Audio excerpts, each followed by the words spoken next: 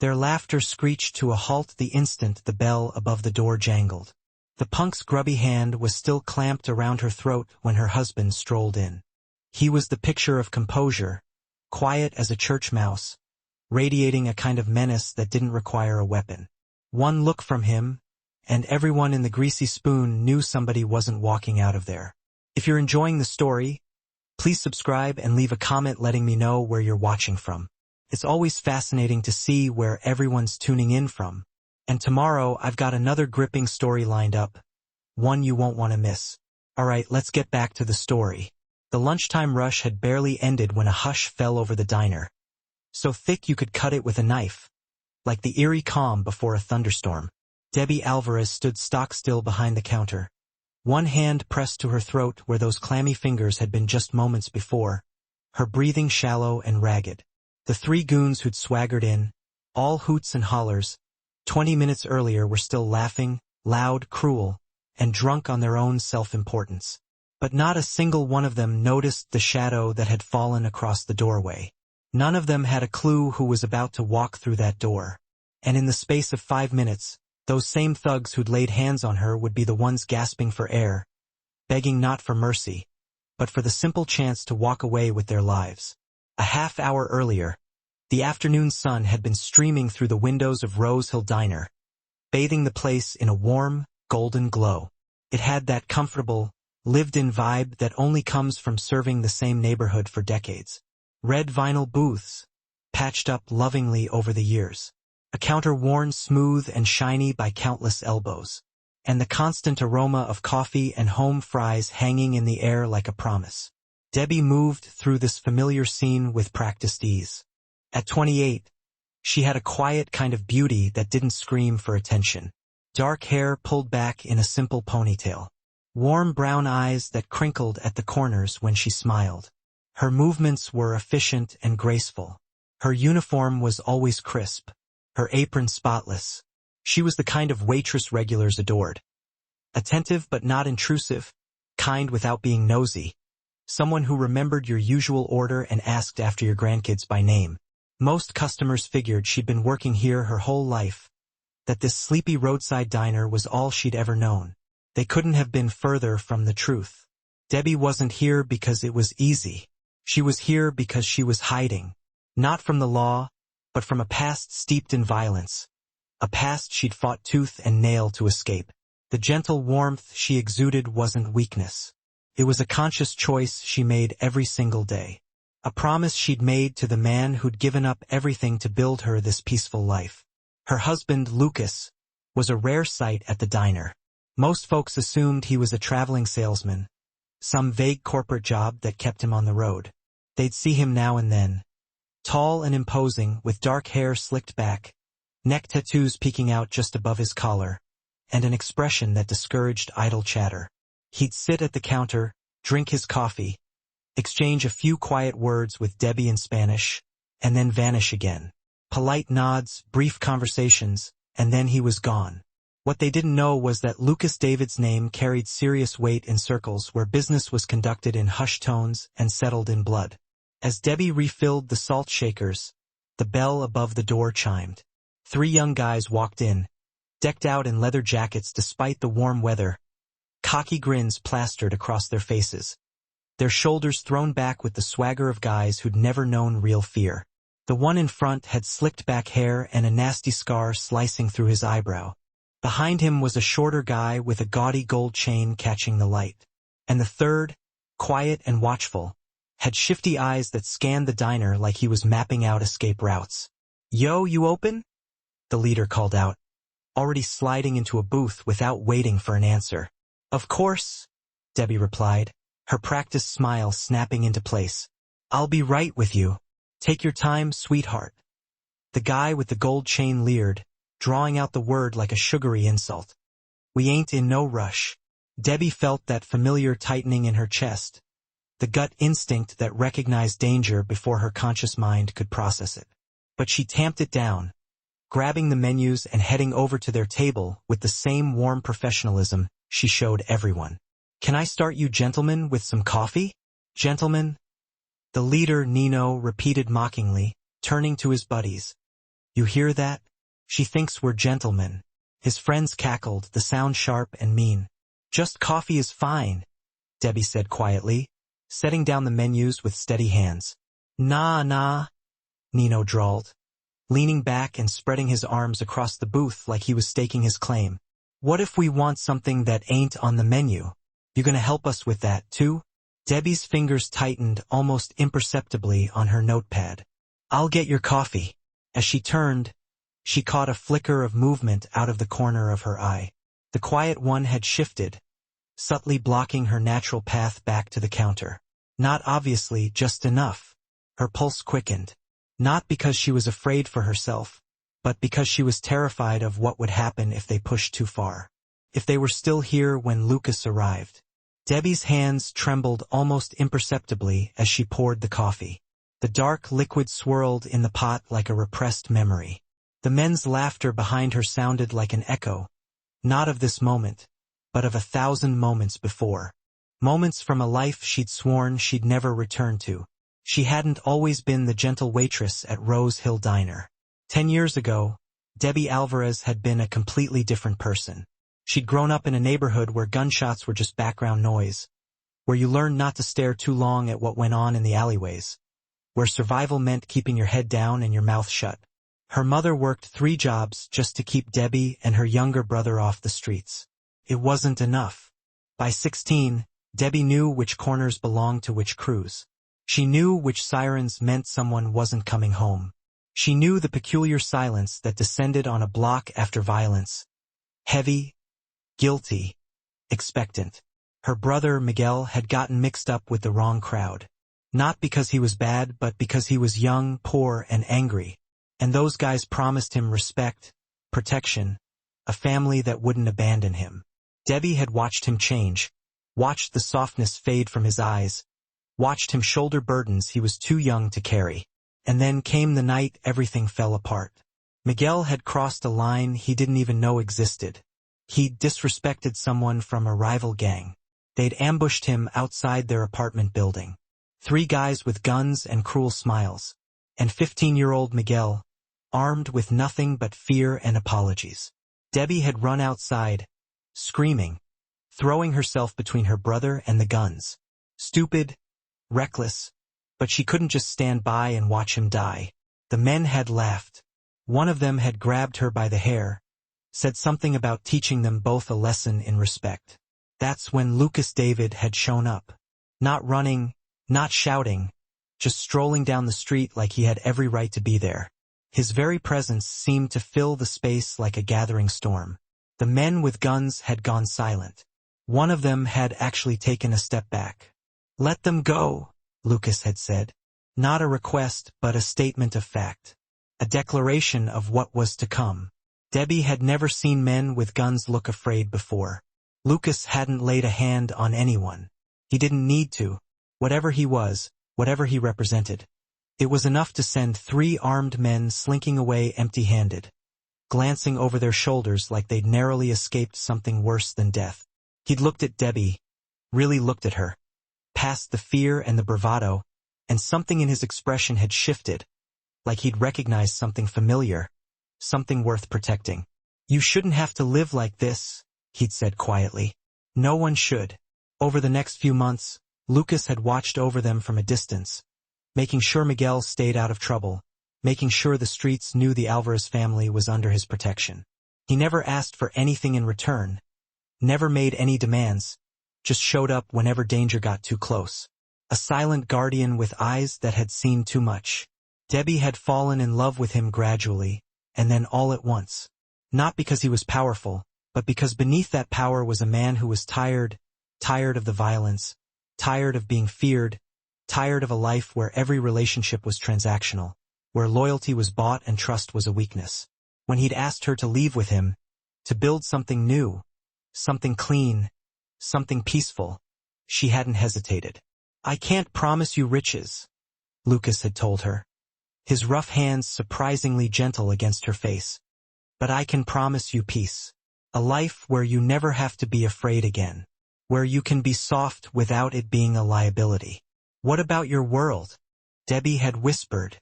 "They won't just let you walk away." "I've earned the right to leave," Lucas had said, his voice heavy with the weight of decisions she'd never fully comprehend. "But if violence ever finds us again, if that life ever catches up, we leave together. No looking back." Debbie had made him promise. No going back. No matter what, we build this life together. We protect it together. Lucas had kissed her forehead. "I will never bring that world to our door." Now, 3 years later, standing in the warm, safe haven of their diner, Debbie set down the coffee pot, her hands shaking. She'd believed him. She'd believed that peace was something you could build and maintain. But as Nino's laughter echoed through the diner again, sharper this time, hungrier, Debbie realized the truth she'd been desperately trying to ignore. Peace isn't something you build once. It's something you defend every single day. And some days, the price of that defense is higher than others. Debbie carried the coffee pot over to their table, her professional smile plastered on her face like armor, the weight of her past pressed down on her chest. But she'd learned long ago how to compartmentalize fear, how to navigate danger, wearing kindness like camouflage. "Here you go," she said, filling their cups with steady hands. "Have you decided what you'd like to order?" Nino ignored the menu. Instead, he focused on her wedding ring, his grin widening. "That's a nice ring. Your husband treat you good?" "Very well," Debbie replied, keeping her tone neutral. "The meatloaf is excellent today if you're hungry." "I bet he does," the guy with the gold chain, Carlo, interrupted, leaning forward. "But I bet he don't appreciate what he's got. Man who lets his woman work a place like this? That ain't respect." The third guy, the quiet one who'd been silent until now, finally spoke up. His voice was low, which somehow made it worse. "Maybe she needs someone to show her what real appreciation looks like." Debbie's jaw tightened. She'd heard variations of this conversation 1,000 times before. Men who thought every woman was an invitation, who mistook kindness for weakness. But something about these three felt different, more dangerous, like they weren't just testing the waters. They were hunting. "I'll give you gentlemen a few more minutes to decide," she said, turning to leave. Nino's hand shot out, grabbing her wrist. Not hard enough to cause pain, but firm enough to stop her. "We didn't say you could go yet, sweetheart." Debbie's pulse hammered in her ears, but she kept her expression calm. "Sir, I need you to let go of my wrist." "Or what?" Nino's thumb rubbed across her skin, deliberate and invasive. "You gonna call your husband? He gonna come rescue you?" The diner had gone silent. The few remaining customers, old Pete in his usual corner booth, the Martinez couple by the window, were studiously avoiding eye contact. The silence felt thick, complicit. Everyone knew something was wrong. No one wanted to get involved. Debbie recognized that silence. She'd grown up in it. "I'm asking nicely," Debbie said, her voice dropping lower. "Please let go." "She's asking nicely," Carlo mocked, his voice dripping with false sweetness. "Ain't that cute? Like a little mouse asking the cat to play gentle." Nino released her wrist, but only to stand up, invading her personal space. He was at least a foot taller than her, and he used that height deliberately, looming over her. "You know what your problem is? You're too polite, too soft. World eats girls like you alive." "I can handle myself," Debbie said quietly, taking a small step back. But Vince, the quiet one, had moved behind her, effectively blocking her path to the counter. Not touching her, but close enough that she could feel his presence like a wall, trapped between three men who turned her workplace into a cage. "Handle yourself?" Nino laughed, the sound ugly and grating. "Nah, I don't think so. I think you've been playing nice so long you forgot what happens when nice don't work." Carlo stood up too, completing the triangle around her. "We ain't trying to be mean, sweetheart. We just want a little respect, a little attention. That too much to ask?" Debbie's breath came in shallow gasps now. Not just from fear, though fear was definitely there, cold and familiar, but from the terrible knowledge of what was about to happen. She could see it playing out in her mind like a movie she'd already watched. These men would push further, would touch more, would mistake her gentleness for surrender, and then Lucas would arrive, and everything she'd built, this peaceful life, this quiet existence, this promise of a world without violence, would shatter like glass under a hammer. "Please," Debbie whispered, hating how small and weak her voice sounded. "Just order your food and leave me alone." "There it is," Nino said softly, leaning even closer. "That little shake in your voice. That's what I wanted to hear. You knowing your place."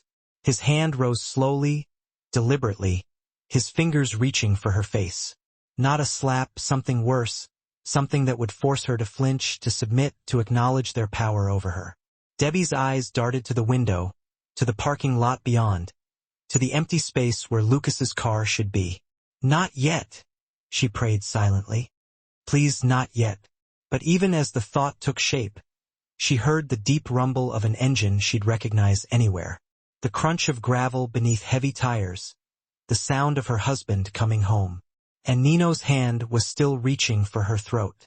Time seemed to slow to a crawl like thick honey in those final seconds before everything changed. Nino's fingers closed around Debbie's throat, not squeezing hard enough to choke, but firm enough to tilt her face upward, forcing her to look at him while his friends snickered.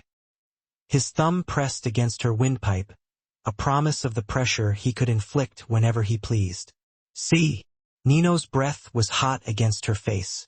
"Ain't so hard to be respectful when someone reminds you how." Debbie's vision blurred with tears she refused to let fall. Not from pain. The grip wasn't meant to hurt, not yet. It was about humiliation, about establishing dominance. The tears came from somewhere deeper, from the girl she used to be, the one who'd sworn she'd never feel this helpless again. From the life she'd built, the life that was about to go up in flames around her. Carlo's laughter sliced through the moment like shards of glass. "Damn, Nino, she's crying. You made the little waitress cry." "Nah, these ain't sad tears," Vince said from behind her, his voice carrying that quiet cruelty that was somehow more chilling than the loud kind. "These are finally learning her lesson tears. Ain't that right, sweetheart?" The bell above the door jingled. The sound was soft, ordinary. The same cheerful ding that announced every customer, every delivery driver, every regular who'd ever walked through that door. But the air changed instantly, like the atmospheric shift right before lightning strikes. Debbie felt at first the change in pressure, the way the air seemed to grow heavy. Then she saw Nino's eyes widen slightly, his gaze fixed on something over her shoulder. His fingers didn't release her throat, but they stopped moving, stopped pressing. Footsteps, slow, measured, each one as deliberate as a heartbeat. "Debbie." One word, her name, spoken quietly, without inflection, without anger, just a statement of fact, an acknowledgement of what Lucas was seeing. His voice carried the kind of calm that had nothing to do with peace and everything to do with control. The calm of a man who'd made a decision, who'd already moved past questions and into certainty. Nino's hand dropped from Debbie's throat as if he'd touched a hot stove. She stumbled back slightly, her hand flying to her neck, and turned to see her husband standing just inside the doorway. The afternoon sunlight streaming in behind him cast his face in shadow. But she didn't need to see his expression to know what was there. Lucas David stood perfectly still, his tall frame filling the doorway with an authority that had nothing to do with physical size and everything to do with raw presence. His dark coat hung open over a simple black t-shirt. His tattooed neck, usually concealed, was now visible. The ink seemed to writhe in the shifting light. His hands hung loosely at his sides, but there was something coiled about him, something waiting to be unleashed. His eyes, those dark eyes that looked at Debbie with such tenderness, such devotion, were flat, empty. The eyes of a man who'd seen violence so often, it no longer held any surprises for him. "Lucas," Debbie whispered, the word catching in her throat. Not because she was afraid of him, but because she knew what this moment cost, what it signified. Every promise they'd made was about to be shattered. Carlo was the first to recognize him. The color drained from his face as if someone had pulled a plug. "Oh? Oh? __. That's? Shut up," Vince hissed, his earlier bravado melting away into something that looked like pure terror. But Nino, either braver or stupider than his friends, straightened up, attempting to regain his swagger. "Look, man, We don't want no trouble. We were just... Let go of my wife. Lucas's voice didn't rise. It didn't need to. Each word carried the force of absolute certainty. I already did. See? Nino held up his hands, forcing a smile that wouldn't stick to his face. No harm done, right? We were just playing around. Lucas took one step forward. Just one. The movement was small, economical, but all three men flinched as if he'd drawn a weapon. You put your hands on her. Lucas's gaze never wavered from Nino's face. You made her afraid in her own place. The place I built for her to feel safe. Look, we didn't know, Carlos stammered. You didn't ask. Lucas took another step. The air seemed to compress around him. You saw a woman alone, and you decided that meant she was yours to touch, yours to frighten, yours to hurt. Debbie pressed herself against the counter, her heart hammering. She'd seen Lucas angry before, frustrated, disappointed, tired. But this was something else entirely. This was the man he used to be, the one he'd buried deep down inside, now rising to the surface like a corpse pulled from dark water. Lucas, please, she began. He raised a hand, silencing her gently. His eyes never left the three men. Now, Lucas said softly, you're going to learn exactly what happens when you touch what's mine. The diner held its breath. Even the fluorescent lights seemed to dim, as if the building itself recognized the shift from ordinary life into something darker, something final. Lucas moved forward with the patience of a man who knew no one would dare run. Each step deliberate, measured, the way a predator approaches cornered prey, not rushing because rushing implies desperation, and desperate was something Lucas David had never been. Carlo recognized him first. Really recognized him. His face went from pale to ashen. Holy sir, you're Lucas David. The name dropped into the silence like a stone into a still pond, the ripples spreading outward. Old Pete in the corner booth went rigid. The Martinez couple by the window exchanged a nervous glance and quietly, carefully began gathering their belongings. Even the cook, Miguel, Debbie's brother, who'd been pretending not to notice the confrontation, froze in the kitchen doorway. Vince's earlier calculation transformed into something primal, pure survival instinct. Nino, we need to go. Right now. But Nino stood frozen, his bravado cracking like thin ice. The Lucas David from the Riverside families? That Lucas David? There's only one. Lucas's voice remained conversational, almost pleasant, the kind of pleasant that made your spine crawl. And you're standing in my wife's diner with your fingerprints on her throat. We didn't know. Nino's voice broke, the tough guy act dissolving. Man, we didn't know who she was. Who you were. I swear if we'd known. If you'd known, you would have been polite. Lucas stopped 3 feet away from them, close enough to feel dangerous, far enough to prove he didn't need proximity to control them. Because power is the only thing that makes you respect people, not decency, not humanity, just fear. He turned slightly, addressing all three of them. Now, let me tell you what you did know. You knew she was smaller than you, weaker, alone. And you knew, all three of you knew, that grabbing a woman's throat while your friends laugh is wrong. You didn't need to know her name. You needed to be better men. Carlo's hands were shaking, visibly trembling. Mr. David, please. We'll leave right now. You'll never see us again. You think geography solves this? Lucas tilted his head slightly, the gesture almost curious. You think you can disrespect what's mine and just walk away? Go back to whatever pathetic corners you crawled out of? Vince had gone completely white. His earlier quiet menace had been replaced by the stillness of someone trying not to be noticed by something larger and more dangerous than themselves. We'll do whatever you want. Anything. Just tell us. Anything. Anything, Lucas repeated softly.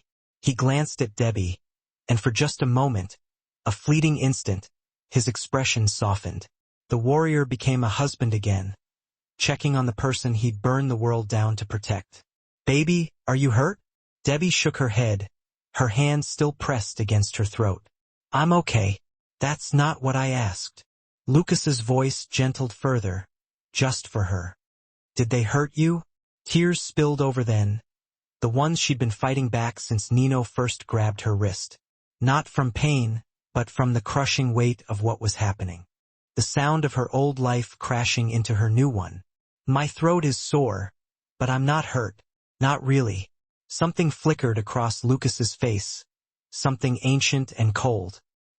He turned back to the three men, and the softness vanished as if it had never existed. You made my wife cry in the place I built to keep her safe. The one promise I made her, that she would never have to be afraid again, you broke it for entertainment. Nino dropped to his knees. Actually dropped, like his legs had given out on him. Please, please, Mr. David. I have a mother, a little sister. Please, please. So does Debbie. Lucas's voice could have cut glass. Did you think about that when you touched her?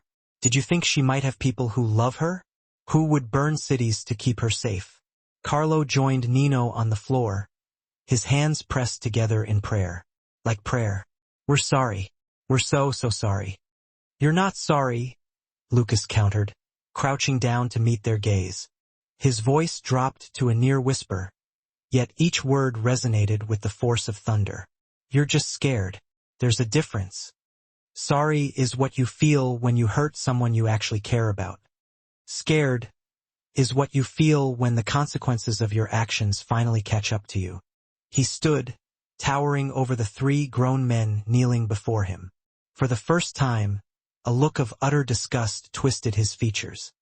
Now, Lucas said softly, you're going to learn the real difference between fear and respect, and only one of those things will get you out of here. Lucas stood over the three kneeling men, an imposing figure like a judge about to deliver a sentence. But he didn't raise his voice, didn't throw a single punch. He didn't need to.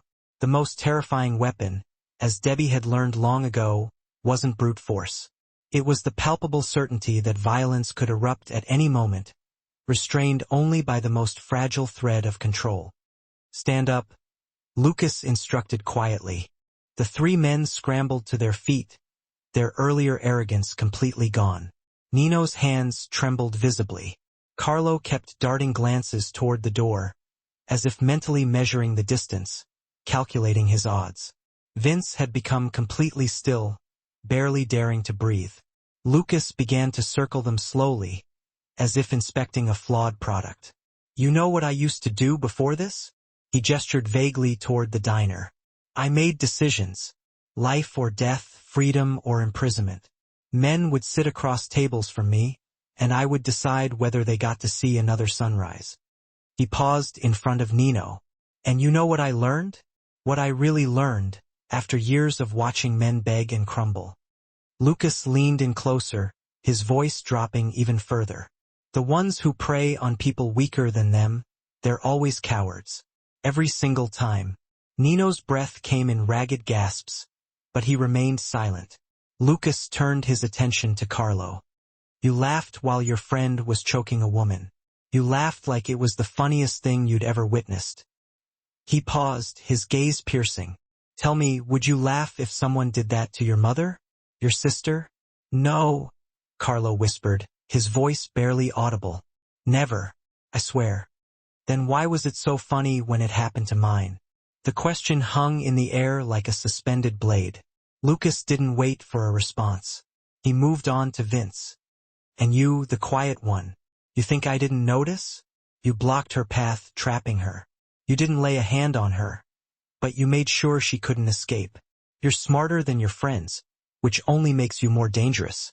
Vince's jaw clenched, but fear kept him silent.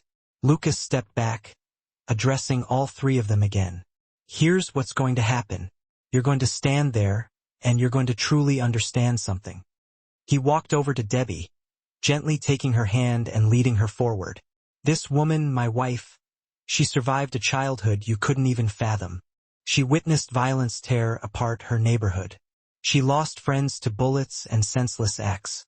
And yet, she chose kindness anyway. She embraced gentleness, not because she was weak, but because she was strong enough to be gentle. Debbie's tears flowed freely now, but she stood tall and unwavering beside her husband. She asked me to walk away from my old life. Lucas continued, his hand warm and steady on her shoulder. To build something clean, something peaceful. I gave up an empire for her, power that men would kill for, and I did it willingly because what she gave me, peace, love, a life without blood on my hands, was worth more than any throne. He turned back to the three men, his expression hardening once more. And then you waltzed in here, mistaking her kindness for weakness, her gentleness for an invitation. You took the most beautiful thing about her and tried to punish her for it. Nino was now openly weeping, silent tears streaming down his face. "We're sorry, God. We're so sorry." "You will be," Lucas said flatly. He pulled out his phone and dialed a number. "Marco? Yeah, it's me. I need you to run 3 names for me." He looked at each man in turn. "Give me your IDs now." They fumbled for their wallets with trembling hands. Lucas read their information into the phone, his voice clinical, professional. "I want to know everything. Where they live, who they live with, where they work, where their families work, everything." He paused, listening. "No, don't touch anyone. Just watch. I want them to know they're being watched. I want them to wake up every morning knowing that someone knows exactly where they are." He hung up. The silence that followed was stifling, almost unbearable. "Here's your lesson," Lucas said softly. "For the next 6 months, my people will know your every move. Every day, every night, you will experience what my wife felt knowing that someone stronger could harm her whenever they pleased. The only difference? We won't, because we're not like you." He stepped closer, his voice dropping to a bare whisper.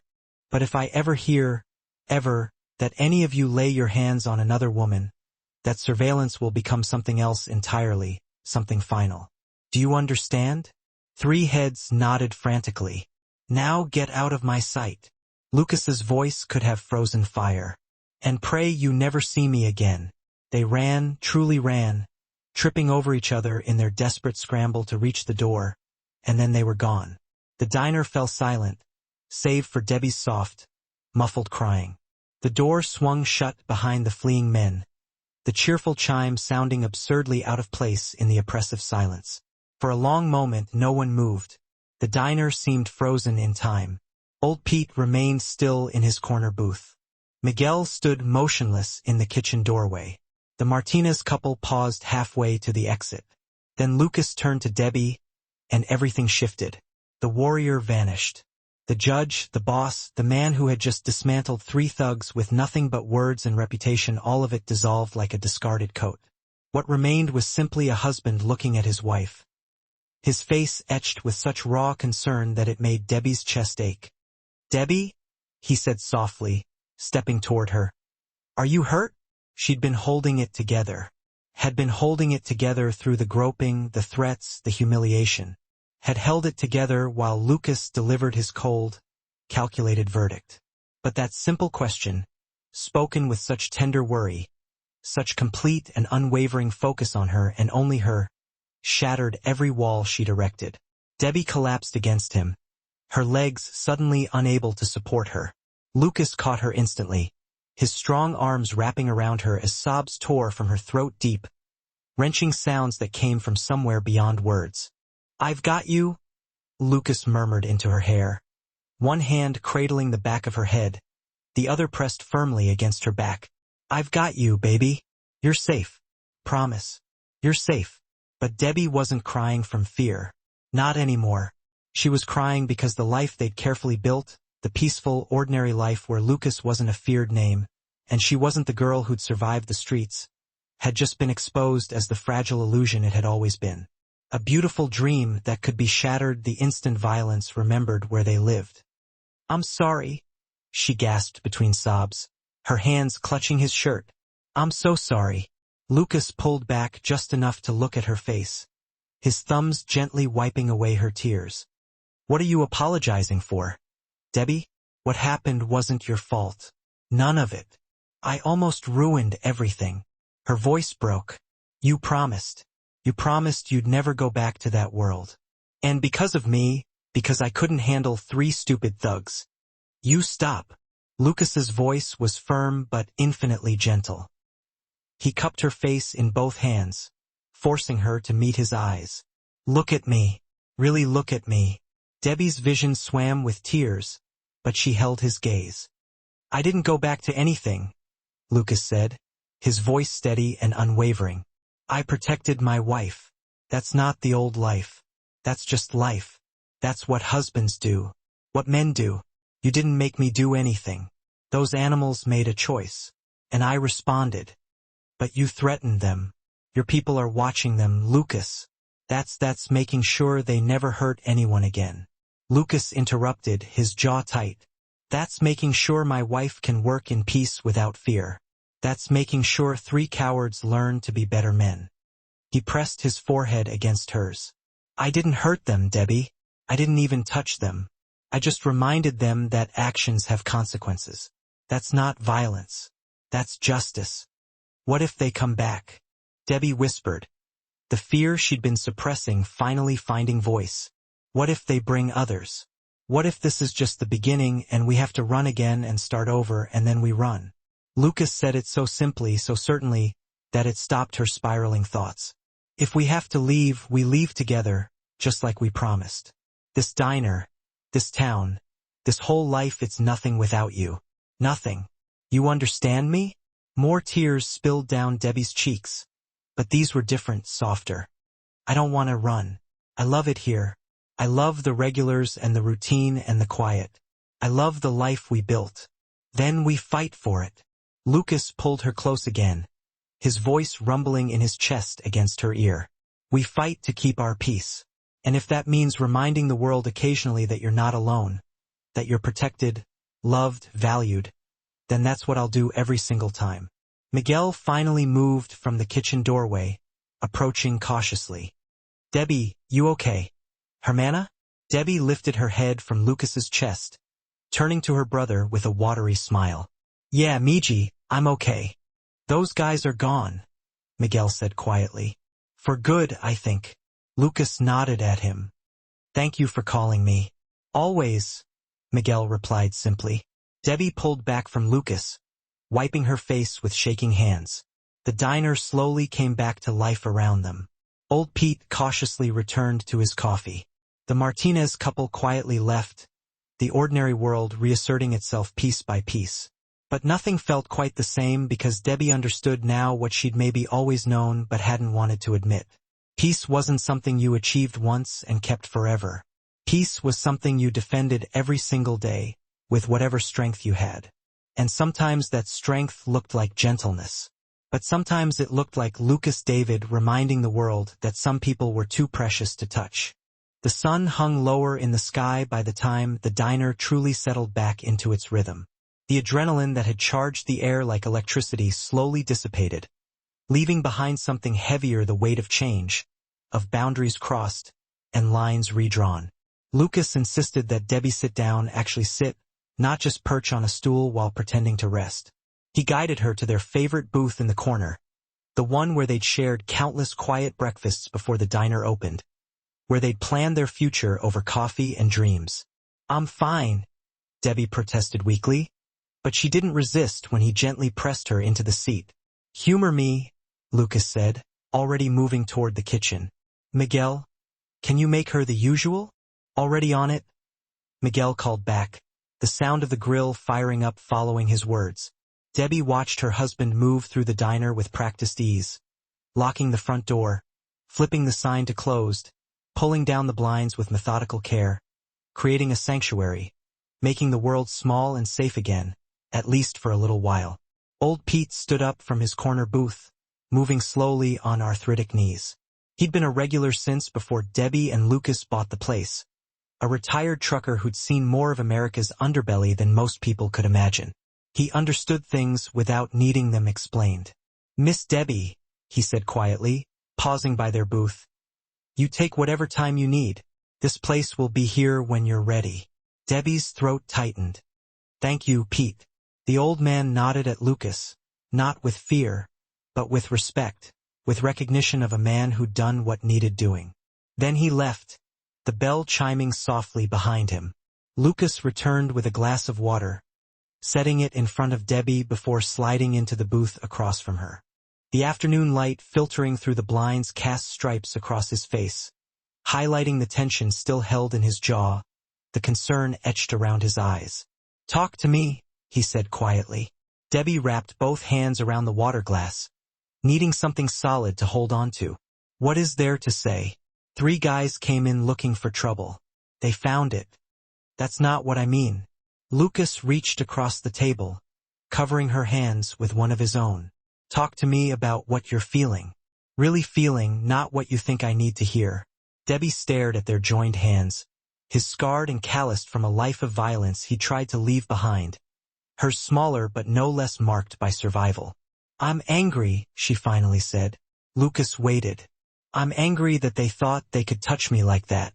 That my kindness looked like weakness to them, that being gentle, being soft, being nice, all the things I fought so hard to become made them think I was prey. Her voice shook, but she pushed through. I'm angry that for 5 minutes they made me feel 15 again. Powerless, small, afraid. You have every right to be angry, Lucas said firmly. But I'm also... Debbie's voice dropped to barely a whisper.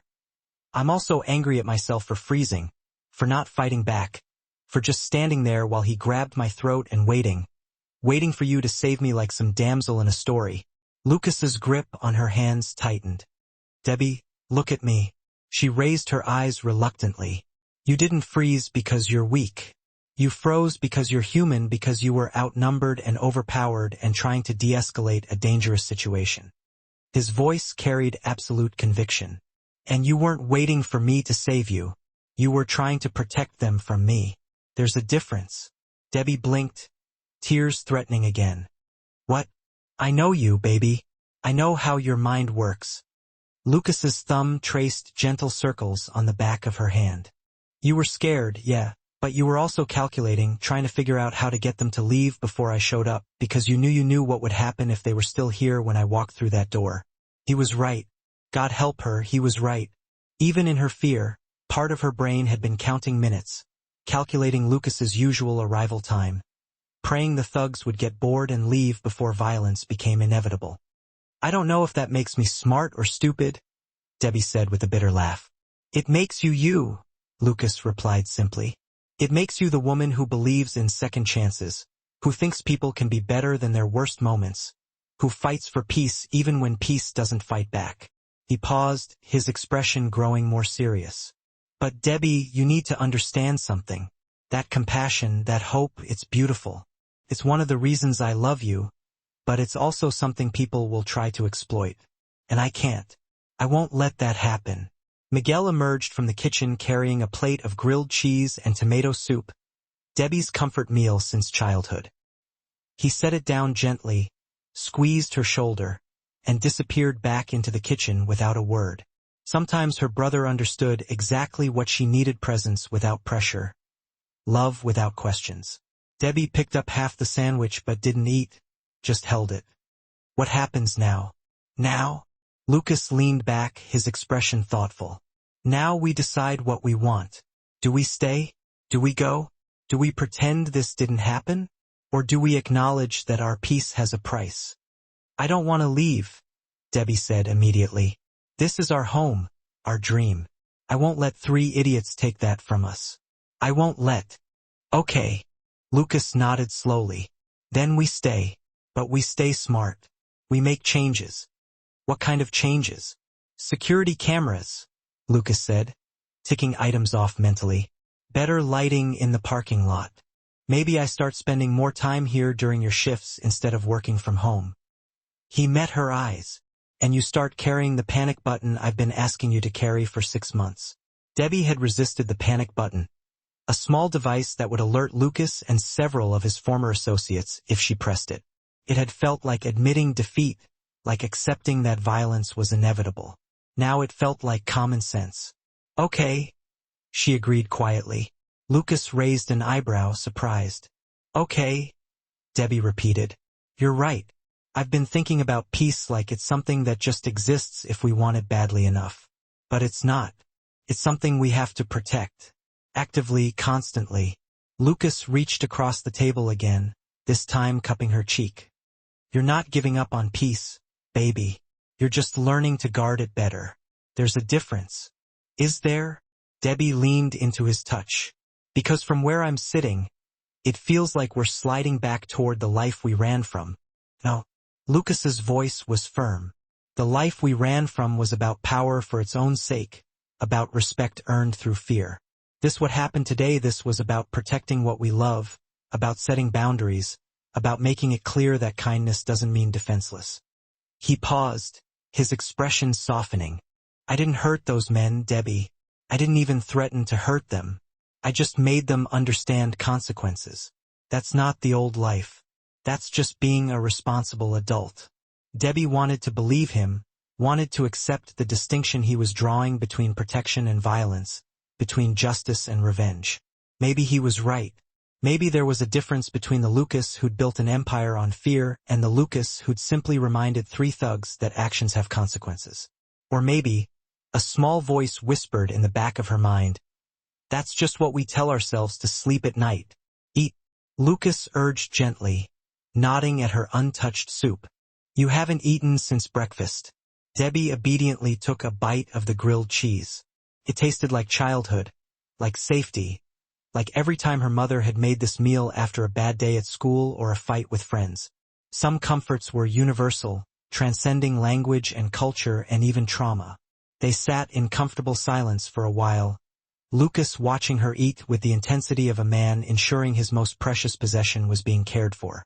The diner felt different now, smaller, more intimate, but also more fragile, like a snow globe that had been shaken, its perfect little world disturbed.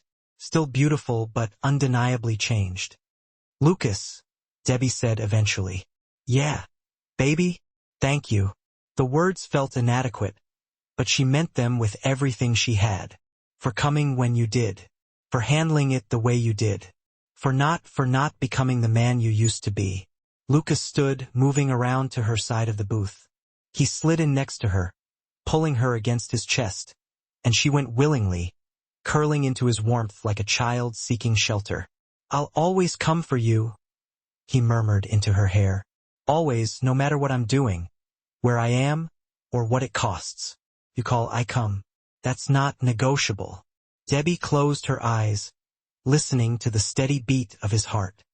I know, and I'll never be that man again. Lucas continued, his voice carrying the weight of a vow. The man who hurt people for sport, who saw violence as a first option instead of a last resort. But I'll also never be the man who stands by while someone hurts you. There's a balance, and I'm learning to walk it for you. For us, we're learning together. Debbie corrected softly. Yeah, Lucas agreed. Together. Outside, the sun continued its descent toward the horizon, painting the sky in shades of orange and pink. The diner that had been a scene of humiliation and fear hours ago was now a sanctuary again. Its doors locked against the world, its occupants safe within. But Debbie knew, they both knew, that this safety was temporary. The world had found them once, could find them again. The question wasn't if, but when and what they'd do when it happened. The answer, Debbie was beginning to understand, wasn't running, wasn't hiding, wasn't pretending that being good people meant bad things wouldn't happen. The answer was exactly what Lucas had shown those three thugs: boundaries, consequences, the willingness to protect what mattered, not with cruelty, but with unwavering strength. Peace, she realized, wasn't the absence of conflict. It was knowing you could handle conflict without losing yourself in it. And maybe, just maybe, they were finally learning how to do that. 3 weeks passed before Debbie saw them again. The diner had settled back into its rhythm, cameras installed. Better lighting illuminating the parking lot, Lucas present more often, though he tried to make it look casual. Regulars returned, their initial wariness fading as days went by without incident. The town, which had buzzed with rumors for a week, found new gossip to occupy itself with. Debbie had almost convinced herself that Nino, Carlo, and Vince were gone for good, that Lucas's warning had sent them running to another city, another state, anywhere they could escape the weight of being watched. Then, on a quiet Tuesday morning, the bell chimed. Debbie looked up from wiping down the counter and froze. 3 men stood in the doorway, but they looked different. Nino's swagger was gone, replaced by hunched shoulders and downcast eyes. Carlo's gold chain was absent, his clothes simpler, cleaner. Vince stood behind them, and the calculating coldness in his expression had been replaced by something that looked almost like shame. Debbie's hand instinctively moved to the panic button in her apron pocket. Lucas was in the back office doing paperwork. She could have him there in seconds. "Please," Nino said quickly, raising both hands in a gesture of surrender. "Please, Miss Alvarez, we're not here to cause trouble. We need to talk to you just for a minute." Miguel appeared from the kitchen, dish towel in hand, his expression dark. "You need to leave now." "It's okay, Miggy," Debbie said quietly, surprised by the steadiness in her own voice. She studied the three men, looking for signs of threat, of hidden anger, of anything that suggested this was some kind of revenge plot, but all she saw was discomfort, shame, and something that looked genuinely like remorse. "You have 1 minute," Debbie said, her hand still touching the panic button. "Say what you came to say." Nino stepped forward slightly, careful to maintain distance. "We came to apologize. Really apologize. Not the scared crap we said when your husband was here. We've had 3 weeks to think about what we did, 3 weeks of knowing someone's watching us, knowing that we could have his voice cracked, that we hurt someone who didn't deserve it. And we're sorry, genuinely, truly sorry." Carlo nodded emphatically. "We were pieces of shit. Absolute pieces of shit. But we're trying to be better." Debbie's grip on that panic button thing? It didn't loosen. "So, seriously, why should I even begin to believe anything you guys are saying? People are always throwing around, 'I'm sorry,' like it's nothing. It's meaningless if there's been zero change in behavior." Vince spoke for the first time, his voice surprisingly subdued, less calculating than she remembered. "We have changed," he continued, "after that day." Carlo's mom noticed something was seriously off with him.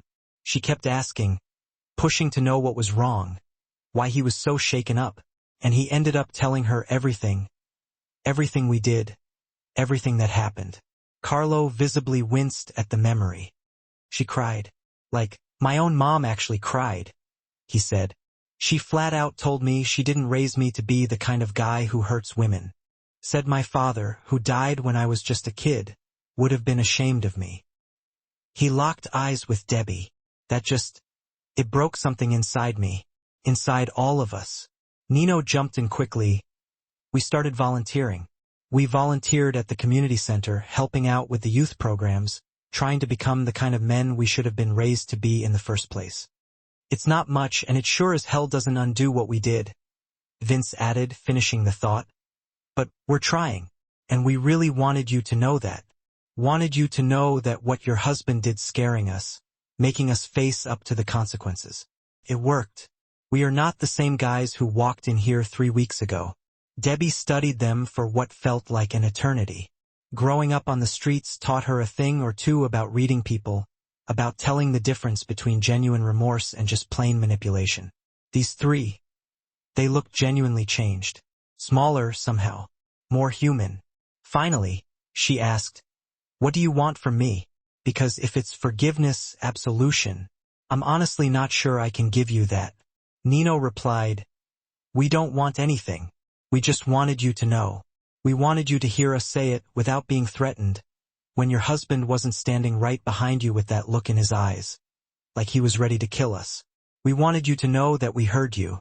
That line you said, 'I'm not as easy to push around as I might look.' We get it now. We really understand what you meant." The office door swung open, and Lucas emerged. The second he saw who was standing in his diner, his expression turned glacial. "Get out," Lucas said, his voice low, flat, and laced with danger. "Now, Lucas, wait," Debbie said, surprising even herself. "They came to apologize." Lucas didn't take his eyes off the three men. "I don't care if they came to canonize you as a saint," he replied. "They don't get to be here. They don't get to ask for your forgiveness or your understanding or anything else. They lost that right the second they laid their hands on you." Debbie moved around the counter to stand beside her husband, her voice soft. "They're trying to be better. Isn't that what we wanted for them in the first place? To learn, to change?" Lucas's jaw tightened, a muscle twitching under his skin. "Learning doesn't require showing up at the place where they hurt you." Nino took a step backward. "Mr. David, we're sorry to both of you. We'll go. We just wanted. Lucas cut him off. I know what you wanted. You wanted to feel better about yourselves. To have someone tell you that you're not bad people. That one good deed somehow erases 3 weeks of nightmares you gave my wife. His expression was carved from ice. But that's not how this works.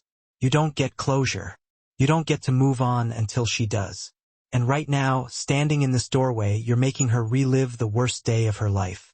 Debbie's hand found Lucas's, their fingers interlacing. With some surprise, she realized Lucas was right. Just having them here, even looking contrite and apologetic, was bringing everything rushing back. The fear, the feeling of helplessness, the sensation of fingers pressing against her throat. But she also realized something else. Forgiveness wasn't about them. It was about her. I accept your apology, Debbie said clearly. Not because you deserve it, but because I deserve to let go of what you did, to stop giving you power over my peace. She squeezed Lucas's hand. But my husband is right. You don't get to show up here. This is my safe place, and you've already violated it once. If you're really trying to be better men, you'll respect that boundary. The 3 men nodded, a dawning understanding crossing their faces. Debbie added, surprising even herself, there is one thing. That community center you mentioned, the youth programs? I know the woman who runs those, Maria Santos. She's good people. If you're serious about helping, about being better, then prove it. Show up every week. Be consistent. Be the kind of men those kids can look up to. We will, Carlo said fervently. I promise. Every week. Debbie continued, her voice growing stronger. If you ever see someone else doing what you did, treating a woman like she's less than human, using power to humiliate or hurt her, stop it. Remember how small you felt when consequences finally caught up with you, and make sure other people don't have to feel that way. Become the intervention you needed. We will, Nino echoed. I swear to God we will. Vince nodded silently, his eyes glistening. Lucas stepped forward, and all 3 men tensed. But he didn't threaten them. He simply said, my people are still watching. They'll keep watching. Not to hurt you, but to verify.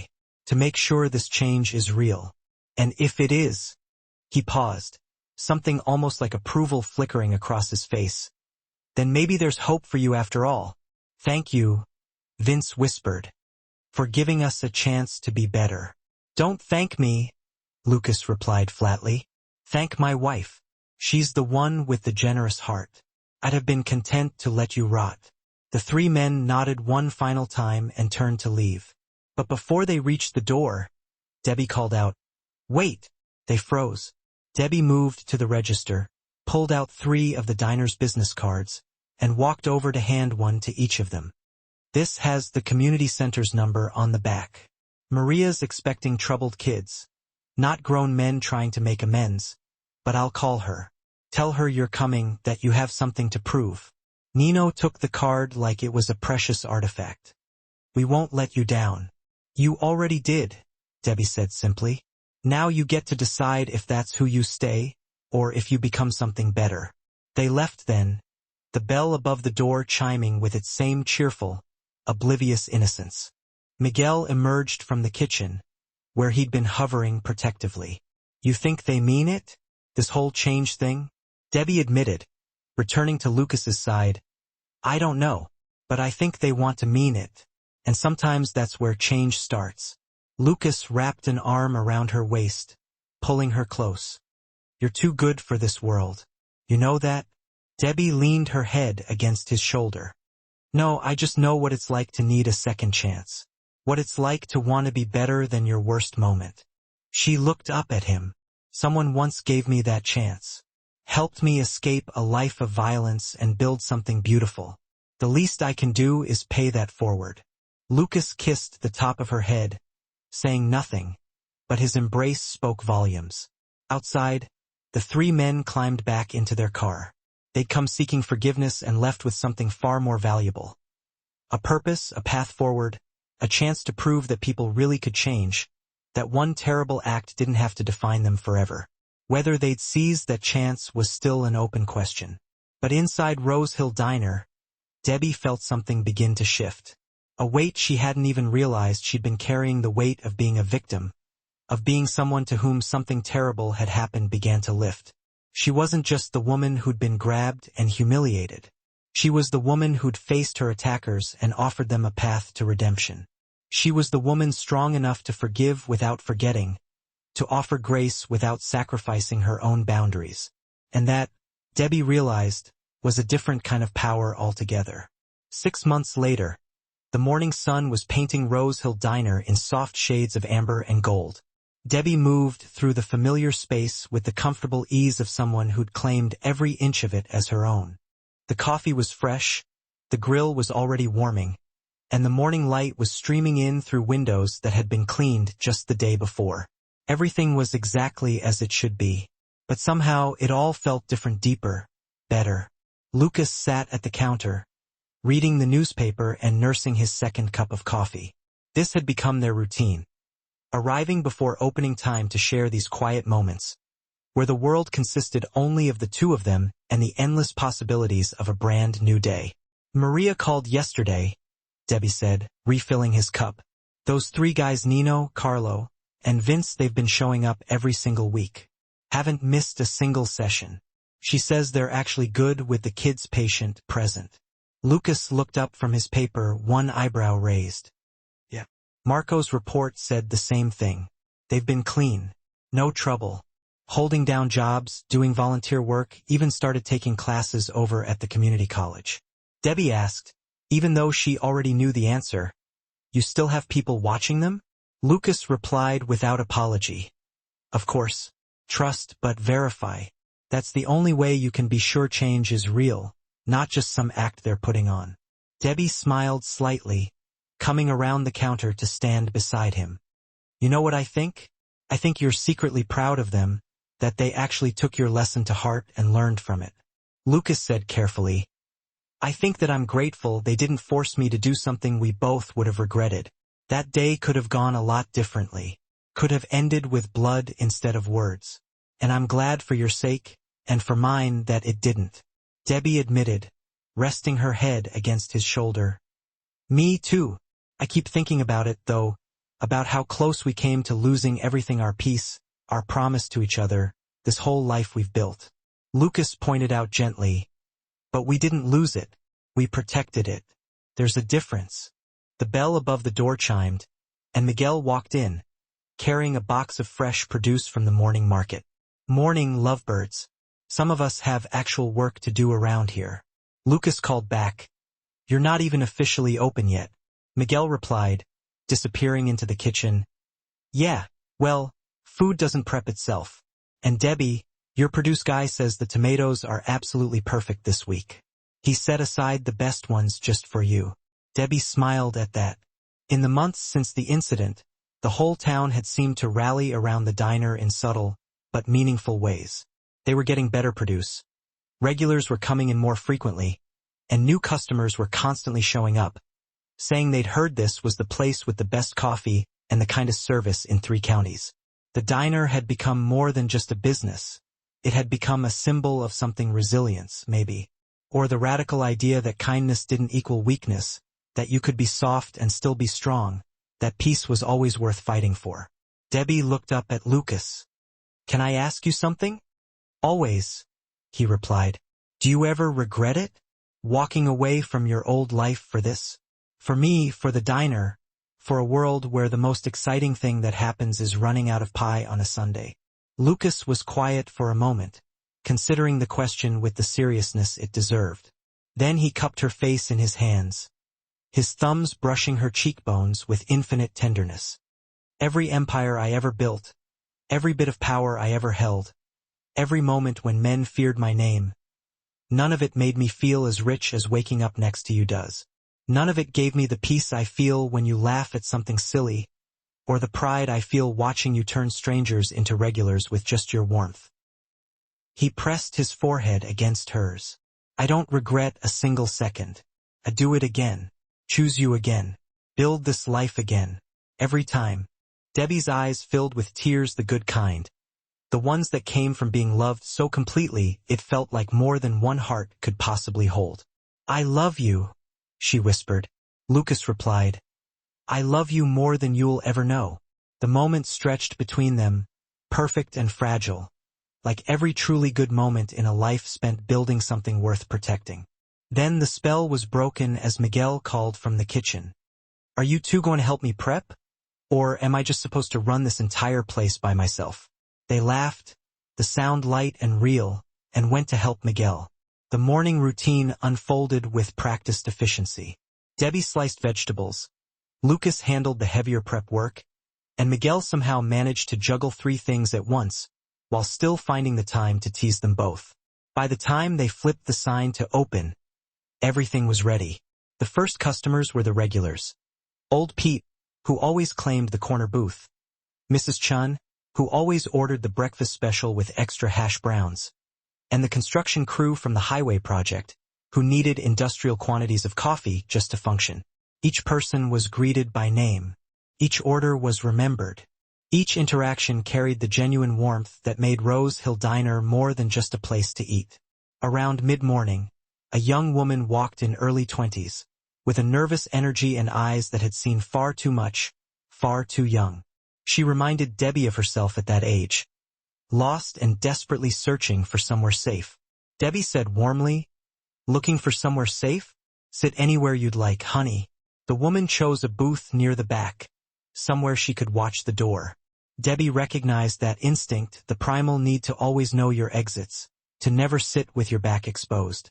When Debbie brought coffee and a menu, the young woman looked up with something akin to relief. Thank you. I heard this was a good place, a safe place. Debbie's heart clenched. She pulled out her notepad but didn't rush the order. It is. Do you need a minute to decide? The woman said quietly, yeah, if that's okay. Debbie replied, take all the time you need. Then, following an instinct she'd learned to trust, she added, and if you need more than just breakfast, there are resources. Good people who help folks who are trying to start over. No judgment, just support. The young woman's eyes filled with tears. How did you? Debbie said simply, I've been where you are. Not the same path maybe, but the same feeling. Like you're running from something and hoping you find somewhere worth running to. She scribbled a number on her order pad and tore off the page. This is Maria Santos. She runs programs at the community center. Tell her Debbie sent you. She'll help. The woman took the paper like it was a lifeline. Thank you. Really, thank you. Debbie squeezed her shoulder gently and moved back to the counter, where Lucas had watched the entire interaction with an expression of such tender pride that it made her heart ache. He said softly when she returned, You can't save everyone. Debbie agreed. No, but I can offer a safe place and a phone number. The rest is up to them. Lucas pulled her into a brief, fierce hug. This is why I walked away from everything right here. This moment, you making the world a little bit better one person at a time in ways I never could with all my power. Debbie corrected. We make it better together. Your strength protects the space where my kindness can exist. I couldn't do this without knowing you have my back. Always, Lucas promised. Forever. The day continued in its beautiful, ordinary way. Meals served, conversations shared, laughter exchanged, the steady rhythm of a life built on simple things. Good food, genuine connection, and the radical act of treating people with dignity. As evening approached and the dinner rush wound down, Debbie found herself standing at the window, watching the sun set over the parking lot. The new lights Lucas had installed made everything look safer, more welcoming. The cameras were discreet, but present. The panic button sat in her apron pocket, unused, but always ready. They'd taken something terrible and transformed it into something stronger. They'd protected their peace not by pretending violence didn't exist, but by being prepared for it, while also refusing to let it define them. Lucas came up behind her, wrapping his arms around her waist and resting his chin on her shoulder. What are you thinking about? Debbie said softly. That we did it. We built something beautiful, something that survived being tested, something worth keeping. Lucas replied, we're still building it. Every day, every choice, every moment, we decide that this us, this diner, this life is worth protecting. Debbie said with certainty. And it is. It absolutely is. They stood there together as the sky turned from gold to pink to purple. The diner was warm and brightly lit behind them, and the world stretched out ahead with all its inherent dangers and endless possibilities. Peace, Debbie had learned, wasn't simply the absence of threat. It was the conscious choice to build something beautiful anyway, to plant gardens in battlefields, to serve coffee with a smile even when you knew darkness existed. And real love, the kind that lasted, wasn't about grand gestures or dramatic rescues. It was about standing side by side, protecting what truly mattered, and choosing each other again and again and again. Eventually, Lucas asked, "Ready to close up?" Debbie turned in his arms to kiss him softly. "Yeah, let's go home." But they both knew the truth. They were already home and had been all along. Home wasn't just a place. It was a choice, a commitment, a life built together, defended together, and cherished every single day. As they locked the doors and turned off the lights, Debbie took one last look at the diner, their dream, their sanctuary, their testament to the fact that gentle people could survive in a harsh world without losing their softness. Tomorrow, they'd open the doors again, serve more meals, make more connections, and build their peace one moment at a time. But tonight, they'd rest in the knowledge that some battles are worth fighting, some promises are worth keeping, and some loves are worth absolutely everything. Hand in hand, they walked to the car, leaving Rose Hill Diner behind them, not empty, but full of memories, full of hope, and full of the life they'd chosen together. And that, Debbie thought as Lucas opened her door with old-fashioned gallantry, was the greatest victory of all. Not defeating their enemies, but refusing to become them. Not running from their past, but building something better from its ruins. They drove home through the quiet streets, the diner's lights fading in the rearview mirror, but never truly disappearing entirely. Because some places become a part of you. Some dreams take root so deep they eventually become who you are. And some loves, the real ones, the lasting ones, they don't just survive the storms. They learn to dance in the rain.